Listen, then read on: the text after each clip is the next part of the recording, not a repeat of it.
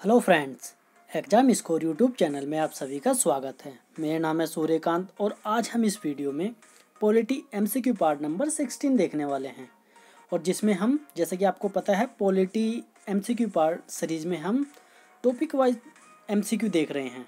हर एक टॉपिक से रिलेटेड जितने भी एमसीक्यू बन सकते हैं उन सबको देख रहे हैं हम, मोस्ट इम्पोर्टेंट एमसीक्यू।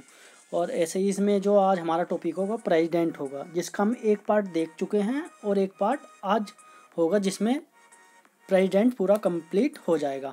तो चलिए शुरू करते हैं। पहला क्वेश्चन है हमारा, सबसे लंबे समय तक भारत के राष्ट्रपति रहे कौन रहे थे? सबसे लंबे समय तक भारत के राष्ट्रपति, तो ऑप्शन ए सही होगा, डॉक्टर राजेंद्र प्रसाद सबसे पहले भी यही हैं। नेक्स्ट, भारत का राष्ट्रपति चुने जाने वाले प्रथम गैर कांग्रेसी उम्मीदवार कौन थे? प्रथम गैर कांग्रेसी उम्मीदवार बताना है कौन थे, तो इसका ऑप्शन ए सही होगा, वीवी गिरी। नेक्स्ट, भारतीय राष्ट्रपति के सर्वसम्मति से चुने जाने का अभी तक एकमात्र उदाहरण है, मतलब जिसके अपोजिट में कोई नहीं खड़ा था, सर्वसम्मति से चुने गए थे, वे बताने हैं कौन से राष्ट्रपति रहे हुए हैं। तो कौन से थे? ऑप्शन डी सही होगा हमारा, नीलम संजीव रेड्डी। नेक्स्ट देखते हैं, स्वतंत्र भारत के प्रथम राष्ट्रपति कौन थे? कौन थे स्वतंत्र भारत के प्रथम राष्ट्रपति? डॉक्टर राजेंद्र प्रसाद, यानी कि बी सही है। नेक्स्ट, भारतीय संविधान का कौन सा अनुच्छेद राष्ट्रपति के पद के लिए पुनः निर्वाचन की योग्यताएं निर्धारित करता है, मतलब दोबारा भी राष्ट्रपति पद के लिए इलेक्शन लड़ सकते हैं, वो कौन सा आर्टिकल है ये आपको बताना है। तो इसका ऑप्शन डी सही होगा हमारा, 57, आर्टिकल 57। नेक्स्ट, भारत के किस राष्ट्रपति की मृत्यु कार्यकाल पूरा करने से पूर्व ही हो गई थी, मतलब अपने कार्यकाल में ही हो गई थी? तो कौन थे? तो उसका ऑप्शन हमारा सही होगा सी, डॉक्टर जाकिर हुसैन। इनकी मृत्यु हुई थी 1967 में। और आपको एक बात और याद रखनी है, 1967 है, आपको याद रखना है कि हम भारत के थर्ड राष्ट्रपति थे। कौन से नंबर के? तीसरे नंबर के राष्ट्रपति थे।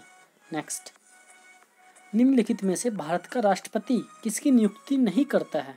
किसकी नियुक्ति नहीं करता है? प्रधानमंत्री की नियुक्ति करता है, राज्यपाल की भी नियुक्ति करता है, मुख्य निर्वाचन आयुक्त की भी नियुक्ति करता है। किसकी नहीं करता? वो उपराष्ट्रपति की नहीं करता। उपराष्ट्रपति चुने जाते हैं किसके थ्रू? संसद के दोनों सदनों के थ्रू, ठीक है, संसद के दोनों सदनों के जो सदस्य होते हैं उनके थ्रू उपराष्ट्रपति के चुनाव होता है। नेक्स्ट, एकल संक्रमणीय पद्धति द्वारा होता है उपराष्ट्रपति का भी चुनाव। निम्नलिखित में से किसकी नियुक्ति भारत का राष्ट्रपति करता है? किसकी नियुक्ति करता है भारत का राष्ट्रपति? भारत के महान्यायवादी, यानी कि अटॉर्नी जनरल बोलते हैं जिसको, उसकी भी करते हैं। नियंत्रक एवं महालेखा कैग बोलते हैं जिसको, उसकी भी नियुक्ति करता है। एक राज्य का राज्यपाल और राज्यपाल की भी नियुक्ति करता है। तो इसका ऑप्शन डी सही होगा हमारा। नेक्स्ट, केंद्रीय मंत्रिमंडल के मंत्रियों की नियुक्ति कौन करता है? केंद्रीय मंत्रिमंडल के मंत्रियों की नियुक्ति बताना है आपको कौन करता है। तो कौन करता है? प्रधानमंत्री की सलाह पर राष्ट्रपति करते हैं। याद रखना है आपको, प्रधानमंत्री की सलाह पर कौन करते हैं? राष्ट्रपति। नेक्स्ट, भारत के राष्ट्रपति की मर्जी तक निम्नलिखित में से कौन अपने पद पर रह सकता है, मतलब जब तक भारत का राष्ट्रपति चाहेगा वो अपने पद पर बना रहेगा। तो इसका ऑप्शन कौन सा सही होगा? सी सही होगा, राज्यपाल। नेक्स्ट देखते हैं, निम्नलिखित में से किसे राष्ट्रपति नियुक्त नहीं करता है? किसको नहीं नियुक्त करता राष्ट्रपति? वित्त आयोग को भी नियुक्त करता है, राज्य के भाषा आयोग को भी, संघ लोक सेवा के को भी, लेकिन योजना आयोग को नहीं करता, जो अब क्या हो गया, नीति आयोग। और जिसके हेड कौन होते हैं? पीएम होते हैं। जो भी प्रधानमंत्री होते हैं वे नीति आयोग के हेड होते हैं, जो किसकी जगह पे आया है? योजना आयोग की। नेक्स्ट, वित्त बिल के लिए किसकी पूर्व स्वीकृति आवश्यक है? वित्त बिल के लिए पूर्व स्वीकृति बताना है आपको, किसकी आवश्यक है? तो किसकी है? भारत के राष्ट्रपति की। ऑप्शन सी सही होगा हमारा। नेक्स्ट, किसी भी अभियुक्त की फांसी की सजा को बदलने या कम करने का अधिकार किसे दिया गया है? बदलने मतलब माफ करने का, या फिर उसको कम करने का अधिकार किसको दिया गया है? तो ये होगा आपका ऑप्शन ए, यानी कि राष्ट्रपति को। नेक्स्ट, राष्ट्रपति द्वारा संसद के दोनों सदनों के लिए कुल कितने सदस्यों को नामित किया जाता है? कितने सदस्यों को नामित किया जाता है? अच्छा, आपको ध्यान रखना कौन से संसद के दोनों सदनों के लिए पूछा उसने। कितने करते हैं दोनों सदनों में? 14 करते हैं। 12 राज्यसभा में करते हैं और 2 किस में करते हैं? लोकसभा में। जो ये 12 राज्यसभा में करते हैं ये आर्टिकल 80 के थ्रू करते हैं, यानी कि आर्टिकल 80 के थ्रू। और जो 2 एंग्लो इंडियन लोकसभा में करते हैं राष्ट्रपति नियुक्त, वे होते हैं 331 आर्टिकल 331 के अकॉर्डिंग। याद रखना है आपको। नेक्स्ट, भारत के राष्ट्रपति को यह अधिकार प्राप्त नहीं है कि वह अक्षमा प्रदान करे, ये तो अधिकार है प्रदान। न्यायालय के न्यायाधीशों को हटाए, आपातकाल की घोषणा करे, ये भी अधिकार प्राप्त है। अध्यादेश जारी करने का भी अधिकार प्राप्त है, लेकिन वे न्यायालय के न्यायाधीश को नहीं हटा सकते। नेक्स्ट, भारतीय संविधान का कौन सा अनुच्छेद राष्ट्रपति को उच्चतम न्यायालय से परामर्श करने की शक्ति प्रदान करता है? आपको बताना है, यानी कि जो सुप्रीम कोर्ट से परामर्श लेने की शक्ति राष्ट्रपति के पास है वो कौन से आर्टिकल में है, ये आपको बताना है। तो उसका ऑप्शन सी सही होगा, 143 आर्टिकल। नेक्स्ट, संसद का अधिवेशन बुलाने का काम है। संसद का अधिवेशन कौन बुलाता है? कौन बुलाता है संसद का अधिवेशन? तो ऑप्शन इसका सही होगा डी, यानी कि राष्ट्रपति। नेक्स्ट, भारत के राष्ट्रपति ने आर्थिक संकट की घोषणा कब की? आर्थिक संकट यानी कि वित्तीय आपात लगा भारत में? कभी नहीं लगा। ठीक है, तो ऑप्शन डी सही होगा, कभी नहीं। अभी तक भारत में ऐसी स्थिति नहीं आई कि वित्तीय आपातकाल घोषित करना हो। कौन से आर्टिकल के तहत होता है वित्तीय आपातकाल?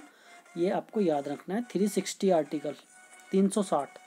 ठीक है। नेक्स्ट, विदेशों को भेजे जाने वाले विभिन्न संसदीय प्रतिनिधिमंडलों के लिए व्यक्तियों का नामांकन निम्नलिखित में से कौन करता है?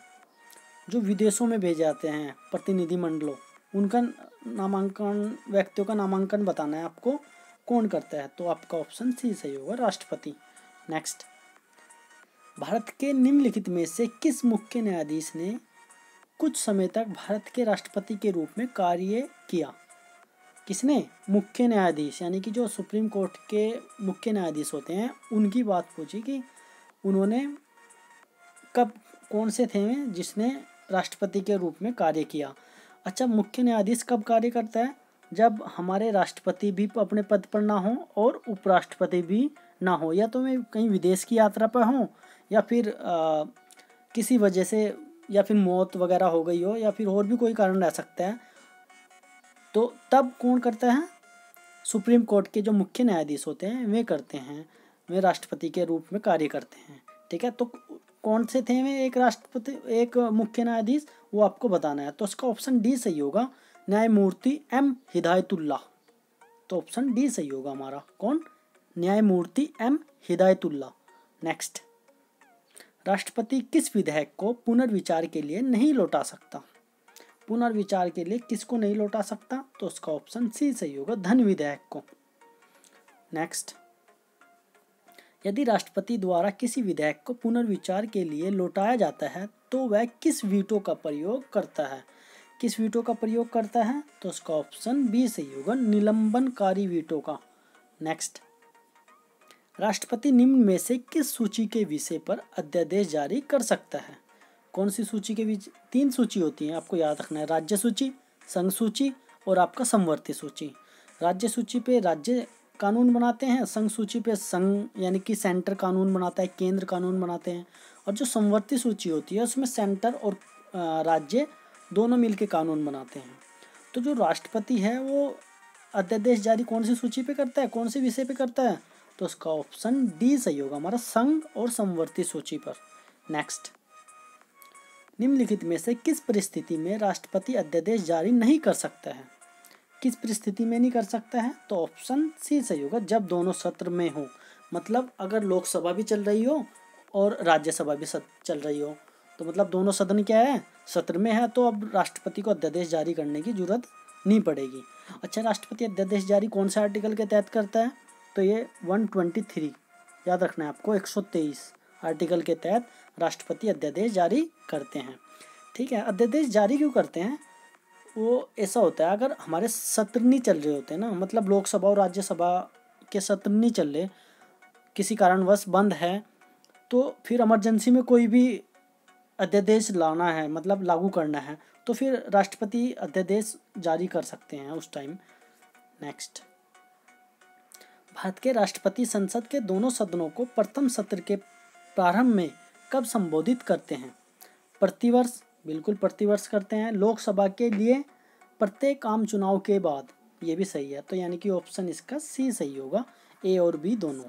नेक्स्ट, संविधान के किस अनुच्छेद के अंतर्गत राष्ट्रपति संघीय मंत्री परिषद की सलाह मानने के लिए बाध्य है? संघीय परिषद की सलाह मानने के लिए बाध्य है, तो कौन से आर्टिकल के तहत होंगे? ऑप्शन ए सही होगा, 74 आर्टिकल। नेक्स्ट, लोकसभा निम्नलिखित में से किसके द्वारा भंग की जाती है? लोकसभा किसके द्वारा भंग की जाती है? तो उसका ऑप्शन बी सही होगा, प्रधानमंत्री के परामर्श से राष्ट्रपति द्वारा। करते कौन है? राष्ट्रपति ही, लेकिन किसकी सलाह पर? प्रधानमंत्री जब परामर्श देंगे तभी करेंगे राष्ट्रपति, याद रखना है आपको। नेक्स्ट, राष्ट्रपति निम्नलिखित में से किस परिस्थिति में आपातकाल की उद्घोषणा कर सकते हैं? किस परिस्थिति में कर सकते हैं? तो ऑप्शन बी सही होगा इसका, प्रधानमंत्री तथा मंत्रिमंडल के लिखित परामर्श पर, रिटर्न में जब देंगे तभी करेंगे। नेक्स्ट, राष्ट्रपति संविधान के किस अनुच्छेद के अंतर्गत अध्यादेश जारी कर सकते हैं? कौन से आर्टिकल के तहत? अभी बताया, ऑप्शन सी सही होगा, 123 यानी कि 123। नेक्स्ट, राष्ट्रपति द्वारा जारी एक अध्यादेश संसद के सत्र शुरू होने के बाद कितने समय तक रखा जाना आवश्यक है? कितने समय तक रखा जाना आवश्यक है? तो यानी कि ऑप्शन बी सही होगा, 6 सप्ताह। नेक्स्ट, भारत के राष्ट्रपति के पास कौन सी वीटो शक्ति होती है? कौन सी होती है? पूर्ण निषेध, बिल्कुल ये भी होती है। निलंबित निषेध, ये भी होती है। पॉकेट निषेध, ये भी होती है, तो यानी कि ऑप्शन डी सही होगा, उपरोक्त सभी। नेक्स्ट, भारत के राष्ट्रपति ने जिस एकमात्र मामले में वीटो शक्ति का प्रयोग किया था, तो कौन, किस में किया था? भारतीय डाकघर संशोधन अधिनियम में। कब हुआ था ये हुआ था 1986 में, याद रखना है आपको, 1986 यानी कि 1986।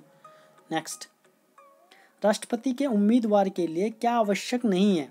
35 वर्ष हो, ये तो आवश्यक है। पढ़ा लिखा हो, ये कोई जरूरी नहीं है, यानी कि ऑप्शन बी सही होगा। सांसद चुने जाने की योग्यता हो, ये भी सही है। देश का नागरिक हो, ये भी सही है, ये भी योग्यताएं होनी चाहिए, लेकिन जरूरी नहीं है कि राष्ट्रपति पढ़ा लिखा ही हो, अनपढ़ भी बन सकता है।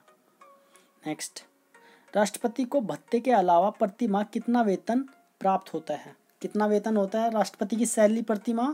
5 लाख रुपए, यानी कि ऑप्शन डी सही होगा। नेक्स्ट, नामांकन के समय राष्ट्रपति पद के उम्मीदवार को जमानत के तौर पर कितने रुपए जमा करना पड़ता है? मतलब कितने रुपए जमानत के तौर पर जमा करते हैं, तो कितने करते हैं? ऑप्शन सी सही होगा, 15,000 रुपये। नेक्स्ट, राष्ट्रपति को पेंशन के रूप में आजीवन कितना रुपए प्रति वर्ष मिलता है? कितने रुपए प्रति वर्ष मिलते हैं? तो इसका ऑप्शन सही होगा हमारा डी, 9 लाख रुपए प्रति वर्ष, लगभग 75,000 पर मंथ के हिसाब से मिलते हैं। नेक्स्ट, लाभ के पद का निर्णय कौन करेगा? लाभ के पद का निर्णय कौन करेगा? तो इसका ऑप्शन कौन सा सही होगा हमारा? बी, संघीय संसद। नेक्स्ट, भारत के पहले राष्ट्रपति के रूप में डॉक्टर राजेंद्र प्रसाद का चुनाव किया गया था। किसके द्वारा किया गया था? डॉक्टर राजेंद्र प्रसाद का चुनाव किसके द्वारा किया गया था? तो ऑप्शन सी सही होगा, संविधान सभा द्वारा। नेक्स्ट, युद्ध की घोषणा या शांति का फैसला करने में कानूनी रूप से सक्षम है। कौन है सक्षम? तो यानी कि ऑप्शन ए सही होगा हमारा, राष्ट्रपति। कौन सक्षम है? राष्ट्रपति। नेक्स्ट, अध्यादेश जारी करने का अधिकार राष्ट्रपति का कौन सा अधिकार है? कौन सा अधिकार है राष्ट्रपति का? तो ये होगा हमारा विधायी अधिकार। याद रखना है आपको, अध्यादेश 123 में, आर्टिकल 123 के जरिए जारी करते हैं राष्ट्रपति। नेक्स्ट, तो यहाँ पे क्वेश्चन खत्म होते हैं दोस्तों। आई होप आपको अच्छा लगा होगा। Thank you for watching. जय हिंद।